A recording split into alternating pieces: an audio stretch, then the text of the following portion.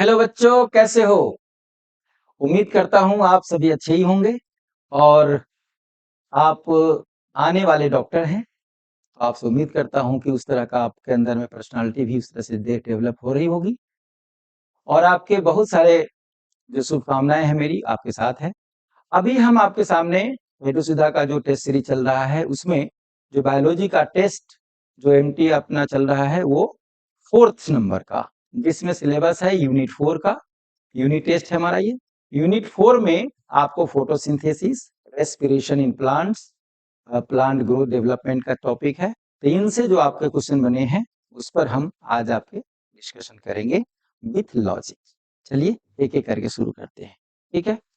तो पहला क्वेश्चन हमारे पास है, इन green plants what colour does pigment chlorophyll shows in chromatogram. तो यहाँ दो बातें आप समझिए कि क्रोमेटोग्राम किसे कहते हैं, ठीक है। क्रोमेटोग्राम क्या होता है कि एक क्रोमेटोग्राफी का जो हम लोग पेपर क्रोमेटोग्राफी और अन्य प्रकार के जो क्रोमेटोग्राफी करते हैं तो उसमें क्या होता है कि उसमें हम एक पिगमेंट रखते हैं ऐसे करके, और यहाँ पर एक सपोज करो कि पेपर क्रोमेटोग्राफी है तो यहाँ एक पिगमेंट है हमारे पास, ठीक है। इससे ये इसका एक बैंड बनता जाता है, इसको बोलते हैं क्रोमेटोग्राम। तो ये कह रहे हैं कि हमने अगर पिगमेंट क्लोरोफिल लिया तो इसमें बैंड कैसा आएगा। इसका बैंड आएगा ब्राइट एंड ब्लू ग्रीन, इसमें ये बैंड आता है क्लोरोफिल का, राइट। तो इसका आंसर आप 3 मारेंगे। हो गया, ठीक। चलिए अब हम सेकेंड क्वेश्चन पे चलते हैं। क्वेश्चन कह रहा है कि the specialised cell around the vascular bundle, vascular bundle के चारों तरफ में कोई सेल है, किसके वस्कुलर बंडल है, मेज में, मुक्ता में, कैरेक्टराइज्ड बाय, जिसे हम पहचान कर सकते हैं by all of the following, कहा कि सारे कैरेक्टर जो वस्कुलर बंडल है उसके चारों तरफ एक सेल है, उसका वो सेल का नाम क्या है, और उस सेल में सारे गुण होंगे एक गुण के अलावे, ठीक है। तो आपको बताऊं मैं यहाँ कि presence of large number of chloroplast भी होगा उस सेल में, बिल्कुल ठीक बात। और वो मोटा होता है, थिक वॉल इसका काफी मोटा होता है, वो भी होगा, और काफी कॉम्पैक्ट होता है वो सेल, तो इसलिए इसको हम इंटरसेलुलर स्पेस भी होगा। नहीं होगा तो cell wall facilitate gaseous exchange उस सेल के द्वारा नहीं होता, इसलिए इसका जवाब 3 है, राइट। ठीक हो गया। तो अब आप एक क्वेश्चन पूछना चाहेंगे कि सर ये सेल कौन सा है, बंडल, एक जानकारी लेते चलते हैं। ये सेल है बंडल शीथ का सेल, बंडल शीथ सेल है ये, ठीक है। दिस इज द सेल जिसका कैरेक्टर आप ये सब देखेंगे तीनों है, एक नहीं है, राइट। तो तीसरा नंबर पे, थर्ड नंबर पे है absorption spectrum of which of the following pigment कंसाइड करता है। मतलब ये हुआ, कंसाइड का मतलब काटना, इस तरह से एक ग्राफ अगर हम ऐसा ले कि एक इसका है, सपोज करते हैं यह काल्पनिक ग्राफ है, इसका नहीं है, और दूसरा ग्राफ मान लो कि हम ऐसा ले तो ये कॉन्साइड किया यहाँ पे, तो कह रहा है कि जो एक्शन स्पेक्ट्रा का ग्राफ है और जो एब्जॉर्प्शन स्पेक्ट्रा का ग्राफ है, ठीक है, यह ग्राफ कहीं पर कट कर रहा है, तो ये किसका कर रहा है, क्लोरोफिल बी का कर रहा है, क्लोरोफिल ए का कर रहा है, फिकोजेंथिन का किसका कर रहा है। तो आप देखेंगे एनसीईआरटी में ही है ये, तो यहाँ पर क्लोरोफिल ए का कॉन्साइड करता है ये, ठीक है। तो इसका आंसर हम क्लोरोफिल ए करेंगे। अब आइए चौथा नंबर पे आइए, ठीक है।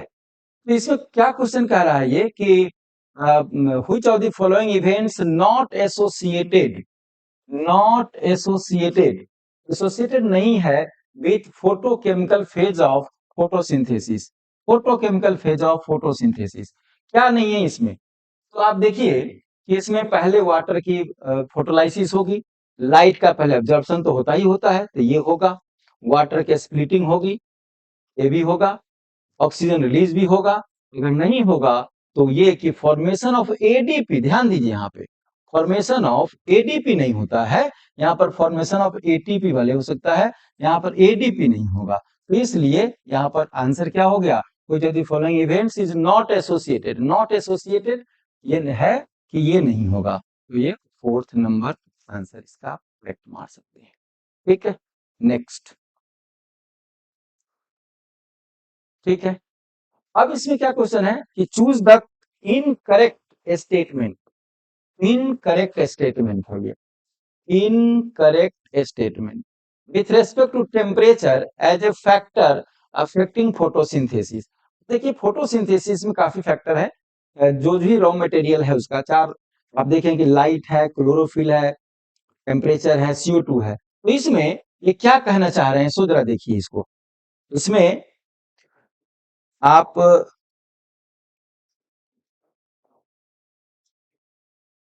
एक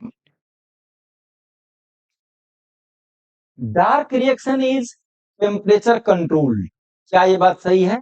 डार्क रिएक्शन कहाँ होता है? स्ट्रोमा के अंदर में होता है, टेम्परेचर कंट्रोल है ये, बिल्कुल है।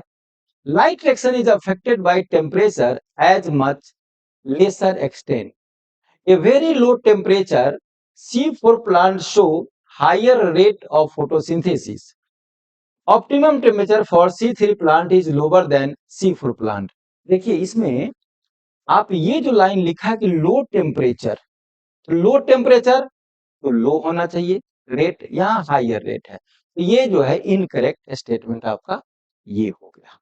ठीक है, आराम से इसको देखिए। अब 6 नंबर पे, 6 नंबर पे क्या है?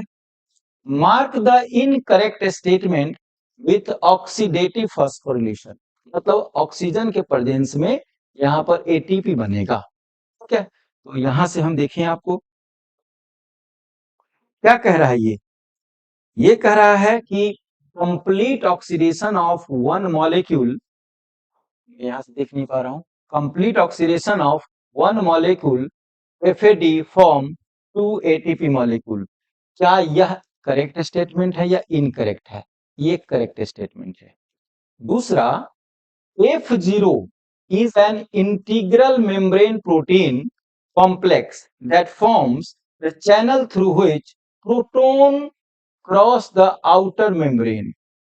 ठीक है, यह स्टेटमेंट रॉन्ग है, यह स्टेटमेंट आपका रॉन्ग है। फिर आगे ही पढ़ लेते हैं। The passage of proton through the channel is coupled with the catalytic site for F1 component of for the production of ATP।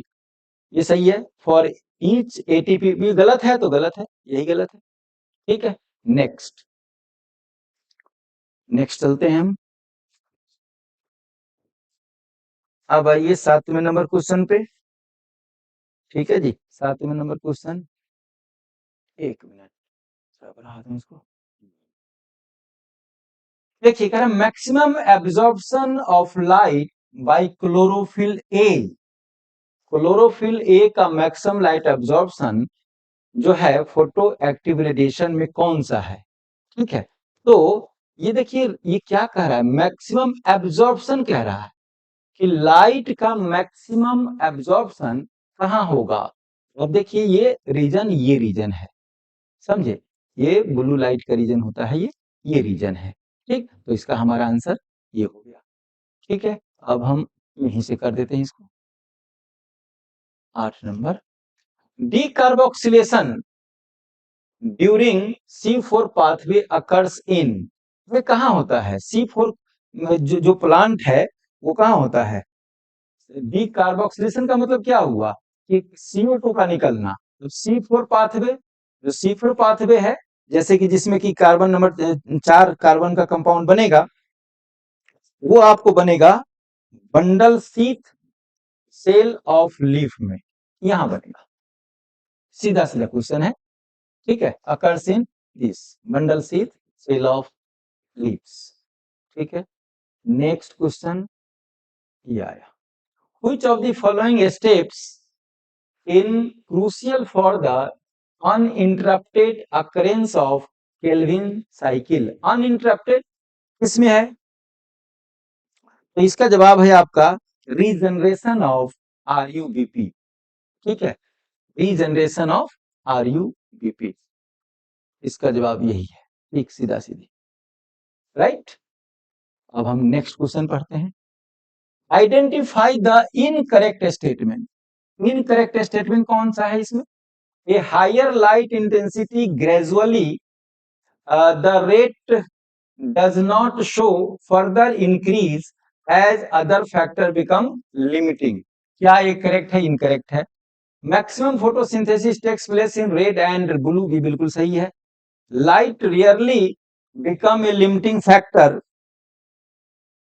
light rarely become a limiting factor except for the plants insects or dense forest। चौथा में है there is always a linear,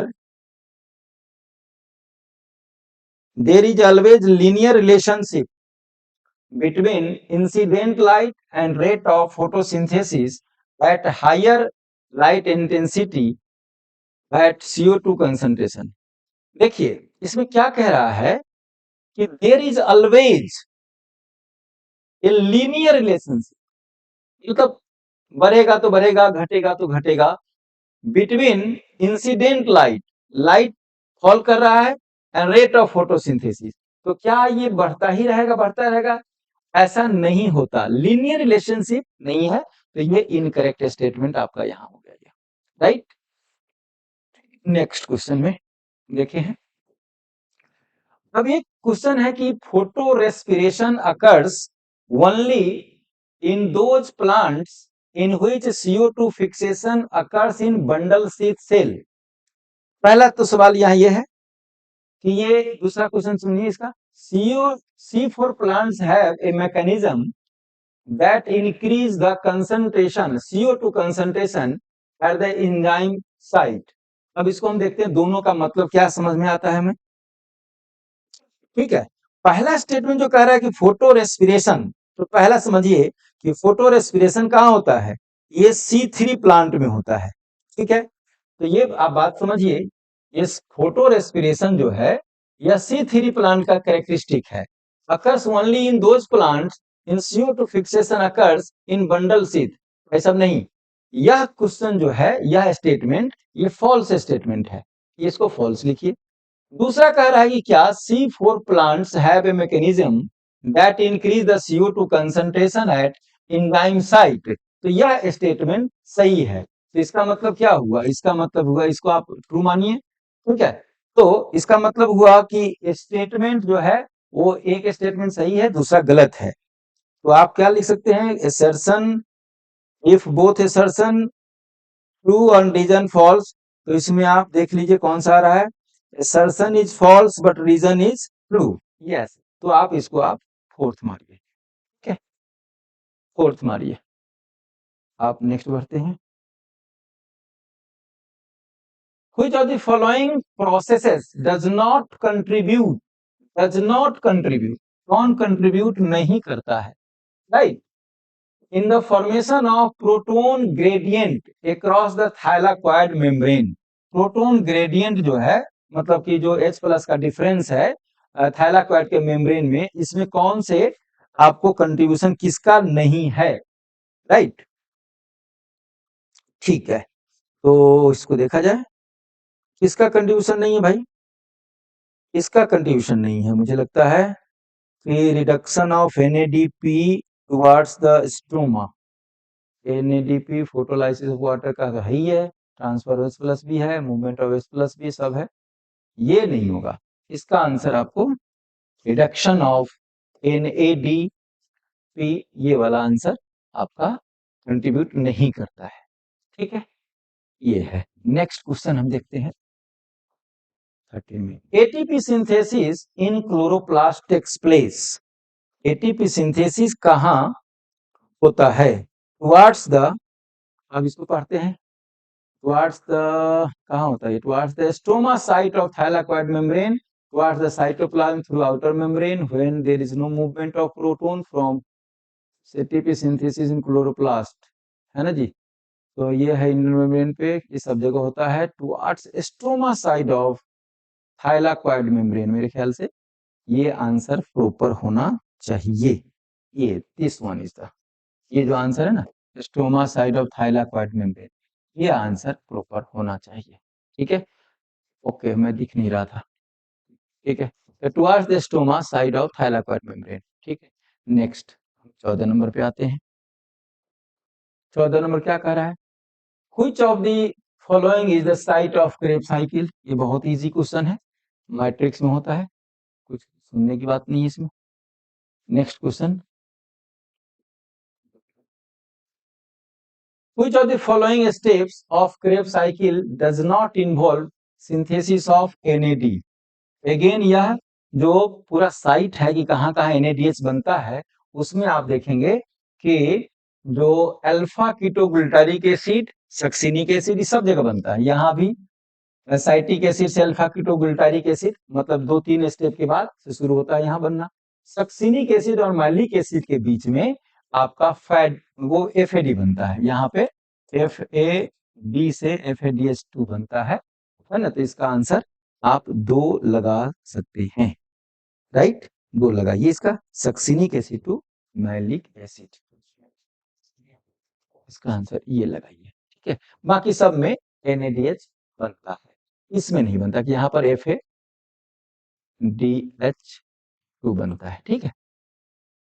next ये देखिए, Which of the following is not required?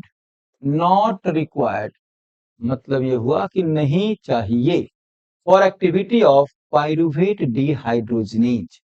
Pyruvate dehydrogenase का क्या मतलब हुआ? ये कहाँ का स्टेप है? आपको पाइरुवेट डिहाइड्रोजिनेज जो एंजाइम है वह कहाँ एक्शन करता है, ये बताइए। ये आपको याद हो, सुनिए। तो ये जैसे ग्लाइकोलिसिस में ग्लूकोज से पाइरुवेट आ गए, तो पाइरुवेट से आगे बढ़ेंगे आप, पाइरुवेट डिहाइड्रोजिनेज, तो पाइरुवेट से एसिटाइल को एंजाइम जब बनाएंगे तो वहां पर इस एंजाइम की जरूरत है। और इस एंजाइम को काम करने के लिए आपको ये भी चाहिए, ये भी चाहिए, और भी कई चीज चाहिए। नहीं चाहिए तो आपको ये नहीं चाहिए होगा, तो आंसर इसका आपको FAD है, ठीक है। इसका आंसर ये बनाएंगे हम। नेक्स्ट है, how many molecules of CO2 released when 2 molecule, देखिए एक मॉलिक्यूल से आपको 51 CO2 निकलता है, एक मॉलिक्यूल CO2 से आपका 51 मतलब कि sorry, how many molecule of CO2 release when 2 molecule of tripalmitin है। ट्राइपाल्मिटीन का मतलब क्या हुआ? यह एक ट्राइग्लिसराइड्स है, यह एक फैट है, एक लिपिड है। ट्राइग्लिसराइड को यूज किया जाएगा एज ए रेस्पिरेटरी सबस्ट्रेट। तो यहाँ पर जो है वो 51 CO2 निकलता है, 1 ट्राई, इससे 51 CO2 आप यहाँ लिख सकते हैं, ठीक है। एक ट्राइपाल्मिटान से निकलता है, तो 2 कह रहा है, तो 2 कह रहा है, तो ये 102 CO2 निकलेगा यहाँ। Next, during the conversion of 3-phosphoglyceraldehyde to 1,3-biphosphoglyceric acid या ग्लिसरेट, जो भी हम कर सकते हैं इसको, तो इसमें आप क्या आंसर करेंगे? एक, ठीक है जी, हाँ जी, ड्यूरिंग कन्वर्सन ऑफ 3-phosphoglyceraldehyde, देखिए ये वो स्टेप है, थोड़ा हम बना देते हैं आपको, यहाँ पर ऐसे लिखता हूँ, 3-phosphoglyceraldehyde है ना, PGL बोलते हैं ना इसको, 3-phosphoglyceraldehyde। तो यहाँ से एक ATP और ऐड होकर के 1,3-बाइफॉस्फोग्लिसरल ये ग्लिसरिक एसिड बन जाएगा, ठीक है। तो यहाँ पर आपको एक ATP भी यूज होगा, देखिए 3-फॉस्फो पे लगा हुआ है, 3-फॉस्फो पे लगा हुआ है, एक और ATP यहाँ यूज होगा, तो यहाँ पर वो एक नंबर 1 पे लग जाएगा, तो यहाँ पर ATP का कंजम्पशन तो होगा, ठीक है। ATP कंज्यूम्ड है ना। नहीं होता है तो क्या नहीं होता? During the conversion of phosphoglyceraldehyde, ठीक है, सब होता है। तो नहीं होता है तो 2 रिडॉक्स इक्विवेलेंट्स, रिडॉक्स इक्विवेलेंट्स को कहते हैं, जैसे NADH जो है, ये यहाँ पे काम नहीं होता है during the conversion of glyceraldehyde, ये रिमूव, ठीक है, 2 रिमूव होता है ये। राइट बात हो गया। Two redox equivalence remove NADH। ठीक है, अब आइए next question. Complex complex 5 of mitochondrial ETS, ठीक है, consist of only one component involved in production of ATP from ADP and inorganic phosphate. It is a mobile carrier of transfer of electron, have F0 particle और peripheral membrane. देखिए 5 इसके component है, complex 5 5 है mitochondria में, 4 है वो आप देखेंगे NADH रिडक्टेज है और भी कई है, लेकिन यह जो है यह है आपका ATP सिंथेज। क्या नाम है इसका? ATP synthase. ATP synthase. ATP synthase है तो क्या बनाएगा ये? यह ATP बनाएगा। ATP कैसे बनाएगा? It involves in production of ATP। यह इसका सही करेक्ट आंसर है। ठीक हो गया, तो इसका आंसर ये हुआ। अब हम 20 पर चलते हैं। ये कह रहा है कि which enzyme catalyse the first irreversible reaction of glycolysis. Irreversible reaction क्या है? पहला रिएक्शन क्या होगा भाई साहब? ग्लूकोज से ग्लूकोज 6 फॉस्फेट बनता है और यहां एंजाइम का नाम लेते हैं हम लोग हेक्सोकाइनेज। हेक्सोकाइनेज, ठीक है, हेक्सोकाइनेज है। तो आप देख लीजिए इसमें इरिवर्सिबल रिएक्शन इन ग्लाइकोलिसिस, जो एंजाइम होगा ग्लूकोज से जब ग्लूकोज 6 फॉस्फेट में कन्वर्ट करेंगे तो वहां पर हमें एंजाइम हेक्सोकाइनेज की जरूरत होगी। नेक्स्ट,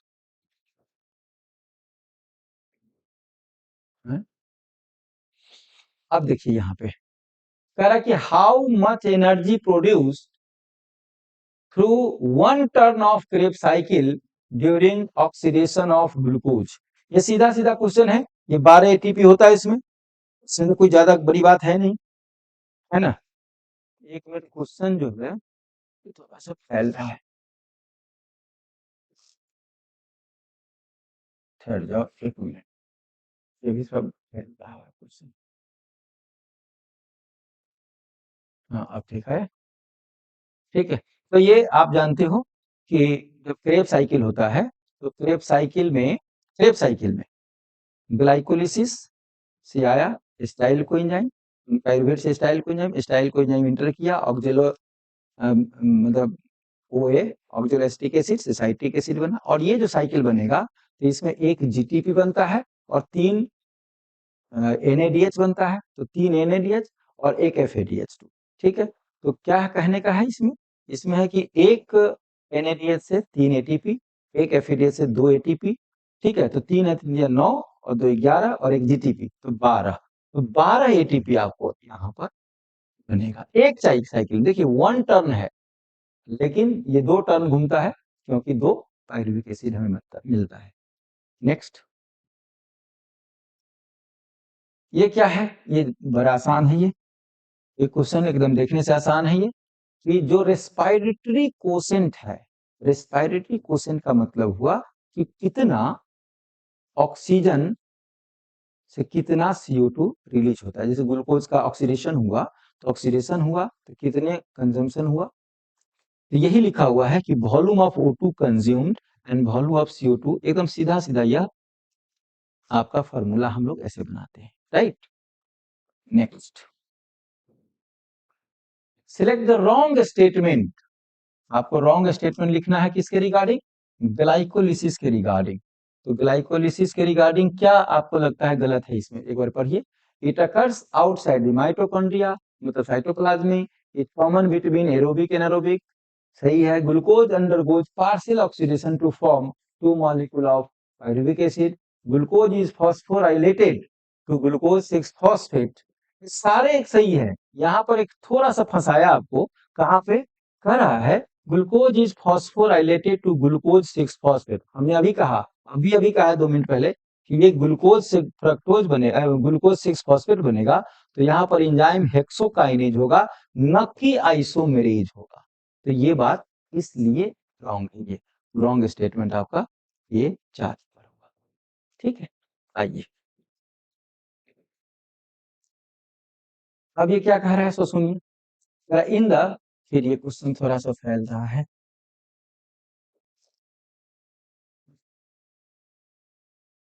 यस, ये ठीक हुआ, ये हो गया आपका 23 नंबर पे। आइए 23 नंबर भी हो गया, 24 नंबर पे आइए, 124 नंबर।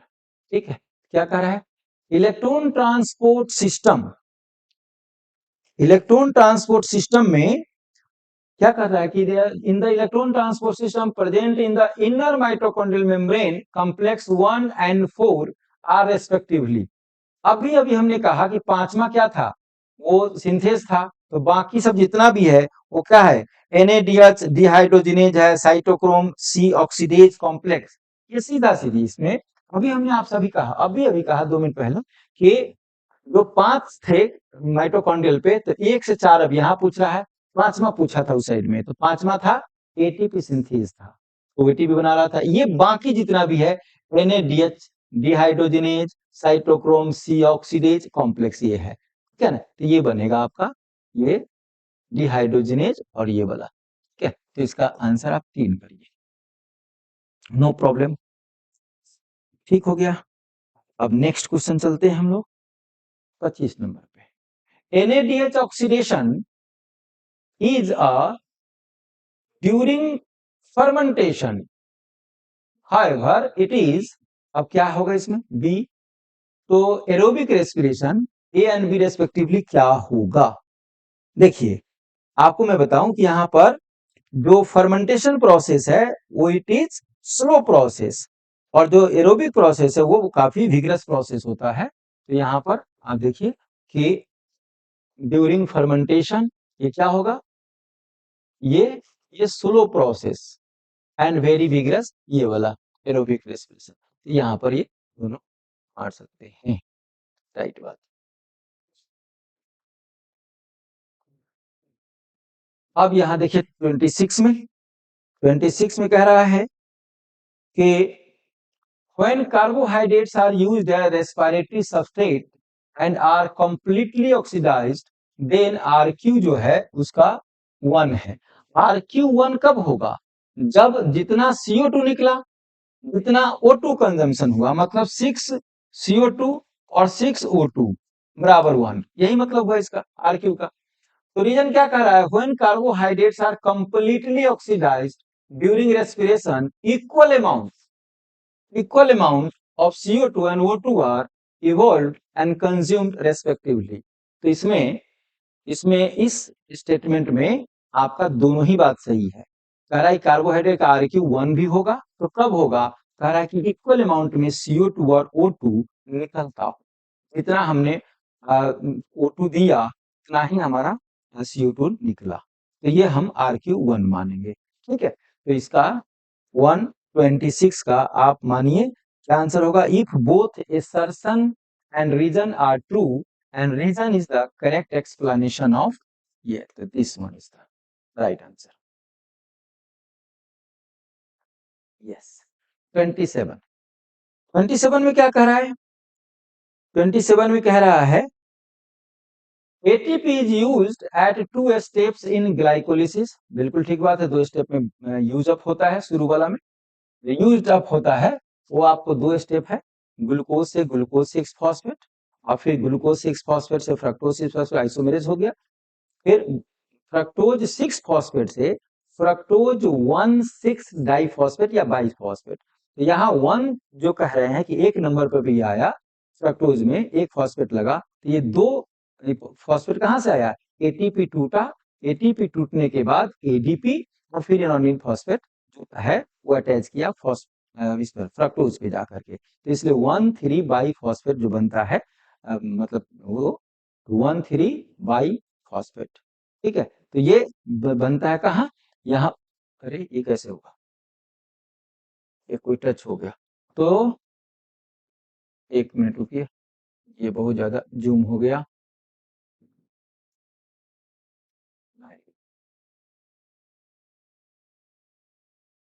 हाँ, ये कभी कभी थोड़ा सा ऐसे हो जा रहा है। हाँ जी, देखिए आप यहाँ, तो कहने का क्या मतलब हुआ? कहने का मतलब हुआ ATP use in two step of glycolysis. बिल्कुल सही बात है, दो स्टेप में हमारा यूज होता है। First step is use in converting glucose into glucose 6 phosphate, जो मैं कह रहा था आपसे कि ग्लूकोज का कन्वर्सन ग्लूकोज 6 फॉस्फेट में पहला स्टेप में होता है, वहां पर एक एटीपी का कंजम्पशन है, यूज होता है। And second step is use in conversion of fructose 6 phosphate से फ्रक्टोज 1,6 डाइफॉस्फेट। बिल्कुल सही बात है, तो इसका भी both assertion and reason are true and reason is the correct explanation of assertion, तो इसका आंसर आप 1 लिखेंगे, राइट है। आइए अब नेक्स्ट क्वेश्चन है। अब ये मैचिंग क्वेश्चन है, इस मैचिंग क्वेश्चन को देखिए कि किसके साथ आपका बन रहा है। तो पहला देखिए ए में क्या है, ऑक्सीजन है। ऑक्सीजन का काम क्या है, आप चारों में देखिए। ऑक्सीजन का काम है increase the length of no, induce dormancy no means present in root and shoot apex. तो पहला तो ये हो गया, ये आप ऐसे हम कर देते, पहला तो एक का 4 हो गया। साइटोकाइनिन क्या करता है, साइटोकाइनिन का काम है, साइटोकाइनिन का फिर देखिए increase the length no, induces dormancy, second adventitious shoot formation, ये हो सकता है। तो बी का आप लगा सकते हैं 3, मतलब साइटोकाइनिन का ये 3 हो गया, ठीक है। अब जिबरलिन का काम क्या है और एफसीसी एसिड का काम क्या है, ये दोनों का काम देखिए। एफसीसी एसिड जो है वो जिबरलिन का काम होगा increase the length of grapes stock and gibberellin का काम होगा क्या, इंड्यूसेस डोर्मेंसी, ठीक है।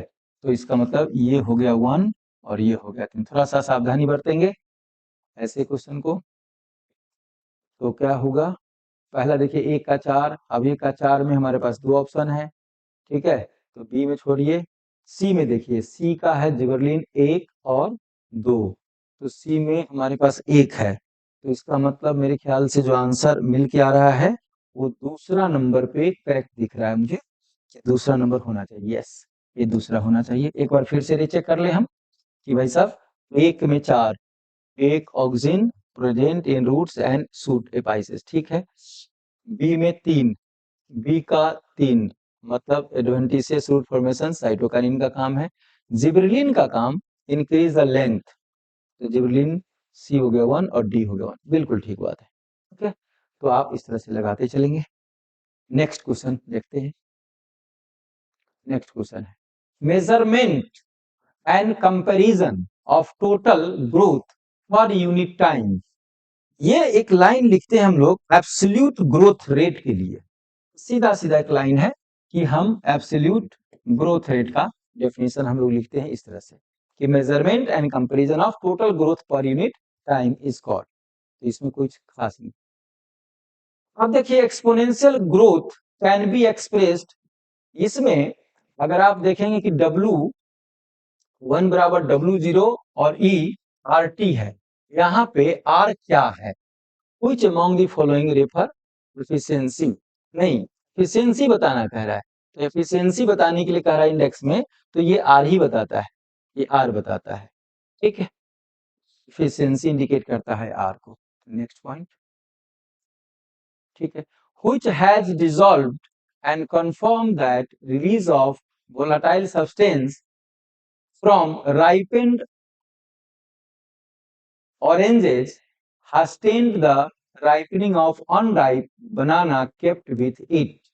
Who has discovered, किसने खोज किया इसकी, ये किसने खोज किया, ये बहुत ही इंफॉर्मेटिव क्वेश्चन है।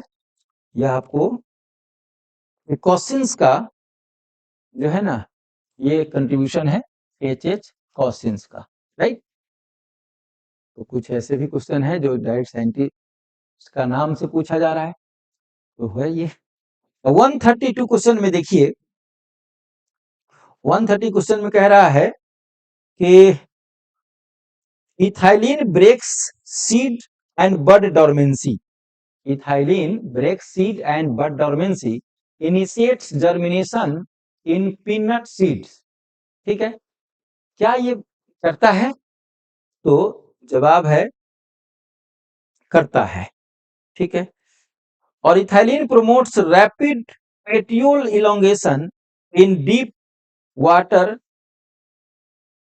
डीप वाटर राइस प्लांट, क्या यह सही है? Ethylene promotes rapid petiole elongation, statement तो दोनों ही सही है, लेकिन एक्सप्लेनेशन एक दूसरे का नहीं है। ये स्टेटमेंट इसका तो दोनों सही है, ठीक है। तो अब हम देखेंगे इसमें कि दोनों स्टेटमेंट, ये भी सही है, यह भी सही है, लेकिन एक्सप्लेनेशन नहीं है। Both assertion and true but reason is not explanation, तो इसका दो हेडिंग मारिए इसका आंसर, ठीक, सही लिखा ना? ये both assertion and reason are true but reason is not the correct explanation of assertion, ठीक है जी, नो प्रॉब्लम। अब नेक्स्ट क्वेश्चन है हमारे पास 133, choose the correct statement from the following. ये क्या क्वेश्चन है? सो देखिए, इथेफॉन, इथेफॉन is not readily absorbed in an aqueous solution. Ithephon is an adenine derivative. Ithephon promotes female flowers in cucumber, thereby increasing yield. Ithephon decrease abscission in flower and fruits. ठीक है, इसको थोड़ा सा हम समझते हैं कि क्या कहना चाह रहा है ये क्वेश्चन। पहले आपको क्या जानकारी है इथेफॉन के बारे में, कि क्या है इथेफॉन?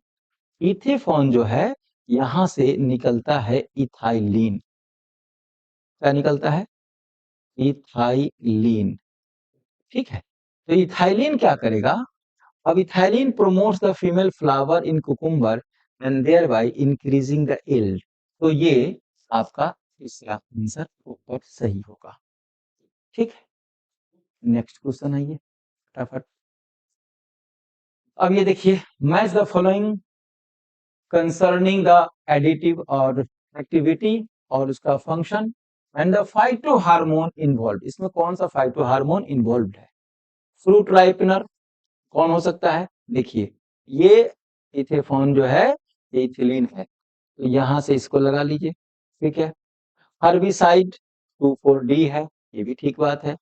अब स्ट्रेस हार्मोन अब सिसिक एसिड है, और ब्लोटिंग ये हो गया। अब मिला लो आप इसको आराम आराम से, क्या हुआ? फ्रूट राइपनर, तो ए का मतलब हो गया, ए का मतलब 4, ठीक है। ए का मतलब हो गया 4, बी का मतलब हो गया 3, ठीक है, और सी का मतलब हो गया 2, सी का मतलब हो गया 2, ठीक है, और डी का मतलब हो गया 1। तो ये मिला करके मिल रहा है आपको 3 नंबर पे, 3 नंबर पे मिल रहा है ये वाला, this one, this one is the answer, ठीक है, ओके। अब यहाँ देखिए, which of the given condition is exhibited by the diagram below. ये जो है ये डायग्राम क्या कहता है? यह डायग्राम है ग्रोथ में, जब आप पढ़ेंगे ग्रोथ डेवलपमेंट में, कि इन्वायरमेंट का असर प्लांट पे, प्लांट के लीफ पे क्या होता है, तो इन्वायरमेंटल इसको बोलते हैं। तो यहाँ पर इन्वायरमेंटल हेट्रोफाइली, देख रहे हैं अलग अलग प्रकार के लीफ, यहाँ पर अलग अलग प्रकार के ये लीफ हुआ, ठीक है। ये हेट्रोफाइली डिफरेंट प्रकार के क्यों हुआ? तो इसका कारण है इन्वायरमेंटल, तो इन्वायरमेंटल हेट्रोफाइली बोलते हैं इसको, ठीक हो गया। Next, Kranz anatomy, Kranz anatomy में क्या है? Bundle sheath cell have thick wall, no intercellular space and large number of chloroplast. ये पहला हमको दिख गया, ये कहाँ दिख रहा है? ये तीसरा नंबर पे हमको दिख रहा है ये, तो इसका आंसर आप तीसरा मार सकते हैं, ठीक है जी। थर्ड नंबर पे डायरेक्ट क्वेश्चन है ये, तो ये हम बात करेंगे कि थिक वॉल है, नो इंटरसेलुलर स्पेस और लार्ज नंबर ऑफ क्लोरोप्लास्ट। ये अभी शायद एक क्वेश्चन में और भी आया था, ये शायद पहला ये दूसरा कोई क्वेश्चन था, जिसमें कि बंडल से जो था कि एक बाहर से जो लेयर है, तो यही बंडल शीथ का सेल था, जिसमें ये गुण था कि थिक वॉल है, इंटरसेलुलर स्पेस नहीं है, और लार्ज नंबर में क्लोरोप्लास्ट है। आप चेक करेंगे प्रीवियस में क्वेश्चन इस तरह से था। नेक्स्ट क्वेश्चन आइए,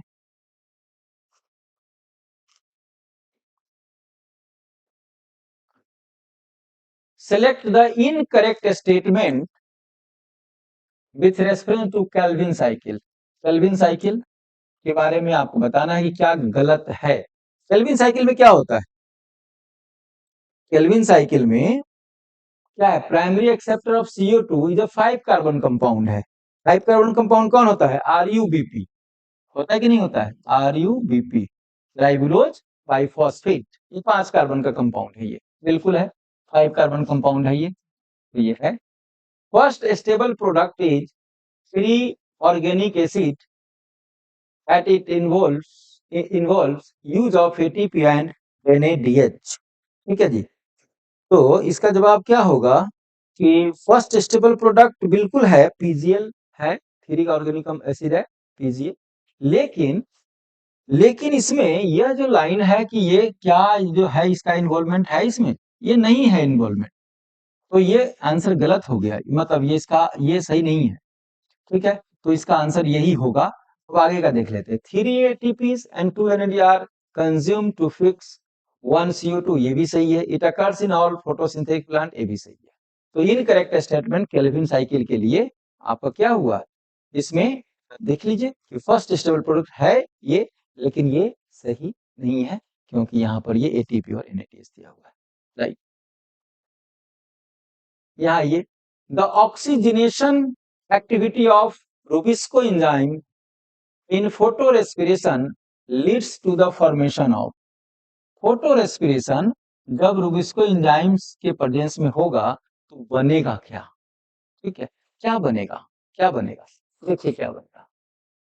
two molecule of three two molecules of three carbon containing compound, one molecule of three carbon containing compound, ठीक है, और one molecule of 6 carbon containing compound, one molecule of 4 carbon compound and one molecule of 2 C compound। आपको बताएं हम यहाँ थोड़ा सा इस क्वेश्चन का मर्म को समझ लेते हैं। देखिए, एक ये जो लिखा 2 कार्बन कंपाउंड, यस ठीक है, लेकिन यहाँ लिख दिया 4 कार्बन, ये नहीं होता है, ये गलत है। और यहाँ लिखा 3 कार्बन कंपाउंड, तो यहाँ पर स्टेटमेंट में ये होता है 3 फॉस्फोग्लिसरेट और एक होता है 2 phospho glycolate.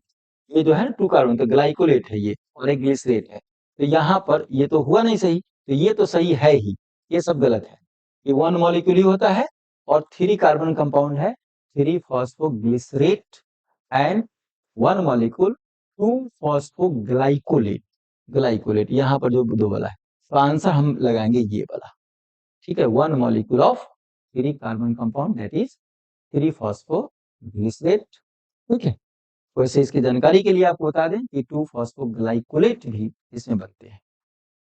Next point, external electron donor used during non cyclic photophosphorylation. Non cyclic में तो बाहर से ही आएगा, साइक्लिक रहता था तो इसी से बन करके बनता रहता है, जाता रहता है ये। ठीक है, तो इसमें कहां से आएगा ये? क्या ये वाटर से आएगा? क्या ये प्लास्टोक्विनोन से आएगा? प्लास्टोसाइनिन से आएगा? डेफिनेटली ये वाटर से ही आएगा। ये कहां से आएगा? वाटर से आएगा। वाटर की टूटेगा ये, तो यहां से एक्सटर्नल इलेक्ट्रॉन डोनर ये है वाटर। ठीक है, बाकी सब ये साइक्लिक का चीज है, वो नॉन साइक्लिक का फोटोफॉस्फोरेशन का मटेरियल है ये चीज। आगे बढ़ते हैं 40 क्वेश्चन में। Who reported that in green sulphur bacteria hydrogen form a suitable oxidizable compound reduce CO2 to carbohydrate. मतलब कह रहा है कि पहला वैज्ञानिक वो कौन थे जिन्होंने ये बताया कि CO2 का कन्वर्सन कार्बोहाइड्रेट में होगा। ठीक है, यह साहब थे नील साहब थे, वॉन नील बोलते हैं इसको, इसका पूरा नाम है वॉन नील। और वॉन नील ने ग्रीन सल्फर बैक्टीरिया पे काम किया था। ठीक है, जिसमें उन्होंने ये बताया था कि CO2 का कन्वर्सन कार्बोहाइड्रेट में। क्लियर बात? इसलिए इसका जवाब वॉन नील साहब है ये। नेक्स्ट, फाइनल हाइड्रोजन एक्सेप्टर इन माइटोकॉन्ड्रियल ETS। फाइनल एक्सेप्टर कौन हो सकता है भाई? फाइनल एक्सेप्टर तो ऑक्सीजन ही होता है। तो फाइनल एक्सेप्टर, फाइनल हाइड्रोजन को एक्सेप्ट करने वाला ऑक्सीजन, और बनाएगा क्या, वाटर बनाएगा। तो ये ऑक्सीजन इसका आंसर हो गया। 42 में आइए, there is no net production of NaDH plus H plus during anaerobic respiration in yeast cell. ठीक है, दूसरा लाइन पढ़ते हैं, कहता है 42 में, इसका जवाब कह रहा है कि during alcohol fermentation acetaldehyde molecule are reduced to ethanol by using NaDH और H प्लस। ठीक है ना जी, तो ये क्या कह रहा है, क्या कहा ये भाई, there is no net production of NaDH plus during anaerobic respiration in yeast cell। Production तो होता है, तो ये सर्सन तो फॉल्स है ना। और रीजन जो है इसका कि during alcohol fermentation acetaldehyde molecules are reduced to ethanol by using, ये तो सही है, which were formed in glycolysis. ठीक है, इसमें तो हो जाएगा कि पहला जो है आपका ये है फॉल्स, और दूसरा जो है ये है ट्रू। ठीक है, तो assertion is false but reason is true, ये जवाब है आपका ये 4th नंबर का। ठीक है जी, थोड़ा सा एक बार फिर पढ़ लें, there is no net production of NaDH during anaerobic respiration. क्या एनारोबिक रेस्पिरेशन में इस सेल के अंदर में फंगल सेल है ये, क्या नहीं बनता, बनते हैं भाई, तो ये फॉल्स हो गया। ड्यूरिंग अल्कोहल सही है, assertion is false and reason is true। next, during the tricarboxylic acid cycle a molecule of GTP synthesized during conversion of, एक बस क्रेब्स साइकिल का चीज है ये, अगर आपको याद है वो कि कहाँ बनता है तो बड़े मजे में बनाएंगे आप इसको। ये कहाँ बनता है बताइए,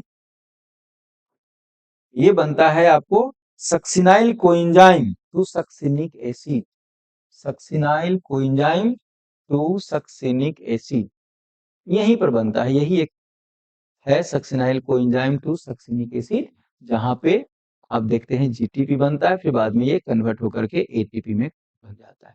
बाकी सब जगह पे यहाँ पर NaDH, यहाँ पर भी वो सब मैंने कभी बताए थे, पिछले क्वेश्चन और था जिसमें यहाँ फैट बन रहा था, यहाँ पर NaDH2 बन रहा था। तो इसका आंसर हम क्या करेंगे, succinyl coenzyme to succinic acid. Clear है। Next, find out the incorrect statement from the following. आपको इनकरेक्ट स्टेटमेंट देखना है, तो all the energy present in respiratory substrate is not release freely into cell.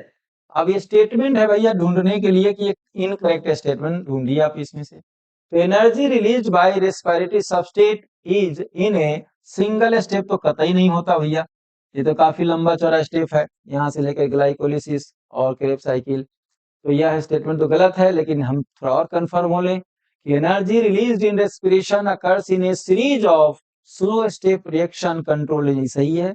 Energy released in respiration is trapped as chemical energy in the form of ATP, यह भी सही है।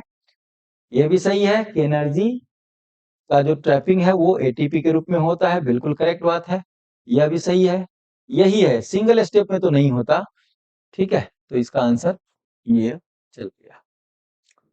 45 में आइए कि proton pump is constituent of all ETS complex during aerobic respiration except. अब देखिए ये इससे 3 क्वेश्चन आ गया, जो प्रोटोन, ये हम जो बात करते हैं कि माइटोकॉन्ड्रियल का जो कॉम्प्लेक्स था, 5 कॉम्प्लेक्स था, तो इसे तीसरा क्वेश्चन है ये भी ध्यान देने की बात है।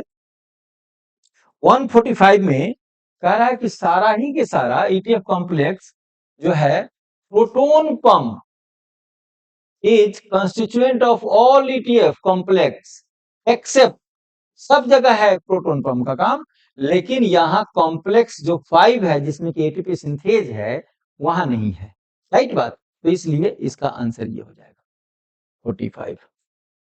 देखिए, the plant hormone used to prevent abscission of young organ like leaves and fruits, thereby prevent their premature fall. Premature fall को रोकता है, ठीक है जी। प्रीमैच्योर फॉल को कौन रोकता है?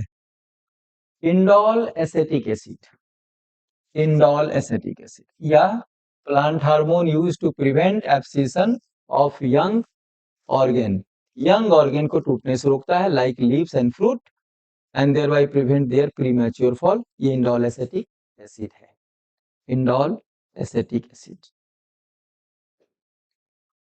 Next, inhibitor B abscission 2 and dormin, they are proved chemically identical and named as. देखिए तीनों का नाम एक ही है, समझे, इसका तीनों का नाम एक ही है। ये क्या है? एब्सिसिक एसिड है ये।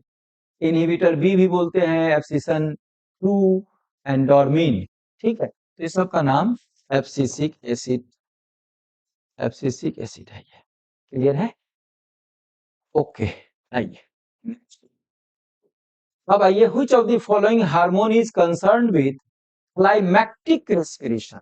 ये बड़ा एक टर्म आता है, क्लाइमैक्टिक रेस्पिरेशन का मतलब जिसमें रेट ऑफ रेस्पिरेशन बढ़ जाता है। रेट ऑफ रेस्पिरेशन कब बढ़ता है? जब आम या कोई जो फ्रूट है या कोई भी जो वेजिटेबल है वो जब पकने लगते हैं, ठीक है ना। तो पकने का काम किसका है? पकने का काम, पकाने का काम किसका है? कोई भी जो फ्रूट्स पकता है तो इथिलीन की वजह से पकता है, ठीक है। और उसके पकने से रेट ऑफ रेस्पिरेशन इसका बढ़ जाता है, इसी को हम बोलते हैं क्लाइमैक्टिक रेस्पिरेशन। तो इसका आंसर हो गया इथाइलिन, ठीक हो गया। अब एक क्वेश्चन और है हमारे पास, which of the following statement is correct regarding auxin. देखिए ऑक्सिन में zeatin and kinetin are natural auxins, indole acetic acid, naphthalene and acetic acid, natural, IBA 2,4-D are synthetic, Na natural but नहीं, IA and IBA are natural, Na and 2,4-D are synthetic auxin।